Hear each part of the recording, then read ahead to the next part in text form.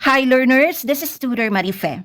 Let's manipulate this complex exponential equation to find all real numbers x that satisfy it. We have 8 raised to the power of x plus 27 raised to the power of x all over 12 raised to the power of x plus 18 raised to the power of x equals 7 over 6. First, let's try to simplify this expression on the left side of the original equation using these representations. Let 2 raised to the power of x equals a and 3 raised to the power of x equals b. To be able to use these representations, we have to rewrite this expression in terms of 2 raised to the power of x and 3 raised to the power of x. Let's focus on the numerator. We have 8 raised to the power of x plus 27 raised to the power of x. 8 is equal to the exponential number 2 cubed. 2 cubed means 2 times 2 times 2, and that's equal to 8. 27 is equal to the exponential number 3 cubed. 3 cubed means 3 times 3 times 3, which is equal to 27. So replace 8 with 2 cubed, replace 27 with 3 cubed. This expression on the numerator becomes 2 cubed raised to the power of x plus 3 cubed raised to the power of x. By application of the power of a power law of exponents, which states that when a power is being raised to another power, multiply the exponents.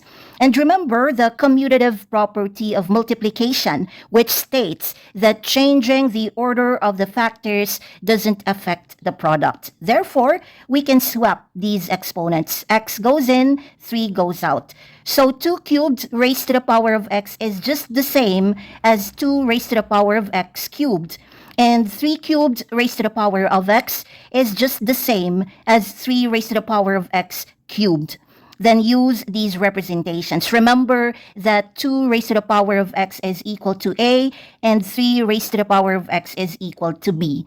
So in terms of a and b, this expression on the numerator becomes a cubed plus b cubed. This is a sum of 2 cubes. Let's factorize this sum of 2 cubes.